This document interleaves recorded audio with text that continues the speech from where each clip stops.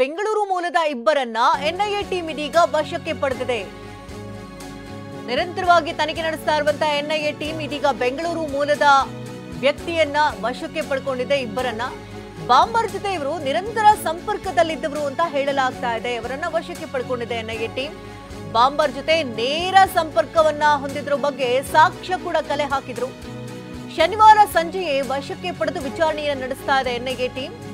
Bomb ಬಿಟ್ಟ king ಪಿನ್ಗಾಗಿ ತೀವ್ರ ಹುಡುಕಾಟವನ್ನ ನಡೆಸಲಾಗ್ತಾ ಇದೆ. ರಾಮೇಶ್ವರಂ ಕೆಫೆಯಲ್ಲಿ ಬಾಂಬ್ ಬ್ಲಾಸ್ಟ್ ಪ್ರಕರಣಕ್ಕೆ ಸಂಬಂಧಪಟ್ಟಂತೆ ಬೆಂಗಳೂರು ಮೂಲದ ಇಬ್ಬರನ್ನ ವಶಕ್ಕೆ ಪಡೆದಿದೆ ಎನ್ಐಎ ಟೀಮ್.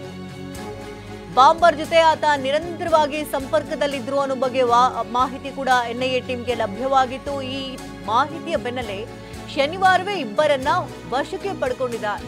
ಇನ್ನು ಬಾಂಬರ್ ಜೊತೆ ಇವರು ನೇರವಾಗಿ ಸಂಪರ್ಕವನ್ನ ಹೊಂದಿದ್ರು ಅನ್ನೋ ಬಗ್ಗೆ ಸಾಕ್ಷಿಗಳನ್ನ ಕೂಡ ಕಲೆ ಹಾಕಲಾಗಿತ್ತು. ಶನಿವಾರ ಸಂಜೆಗೆ ಎನ್ಐಎ ಟೀಮ್ ಇಬ್ಬರನ್ನ ವಶಕ್ಕೆ ಪಡ್ಕೊಂಡು ವಿಚಾರಣೆಯನ್ನ ನಡೆಸ್ತಾ ಇದ್ದಾರೆ. ಇನ್ನು ಬಾಂಬ್ ಬಿಟ್ಟ ಕಿಂಗ್ ಪಿನ್ಗೂ ಈ ಇಬ್ಬರಿಗೂ ಯಾವ ರೀತಿ ನಂಟಿತ್ತು, ಯಾವ ರೀತಿ ಒಡನಾಟವನ್ನ ಇಟ್ಕೊಂಡಿದ್ರು, ಎಷ್ಟು ದಿನಗಳ ಕಾಲ ಅವರು ಸಂಪರ್ಕದಲ್ಲಿದ್ರು ಅಥವಾ ಮುಂಚಿಂದಲೂ ಕೂಡ ಗೊತ್ತಿದ್ದವರ, ಏನು ಎತ್ತ ಎಲ್ಲದ್ರ ಬಗ್ಗೆ ಕೂಡ ಮಾಹಿತಿಯನ್ನ ಎನ್ಐಎ ಟೀಮ್ ಇದೀಗ ಕಲೆ ಹಾಕ್ತಾ ಇದೆ. ಬೆಂಗಳೂರು ಮೂಲದ ಇಬ್ಬರನ್ನ ವಶಕ್ಕೆ ಪಡ್ಕೊಳ್ಳಿದೆ ಎನ್ನುವ ಬಗ್ಗೆ ಅಪ್ಡೇಟ್ ಸಿಗ್ತದೆ.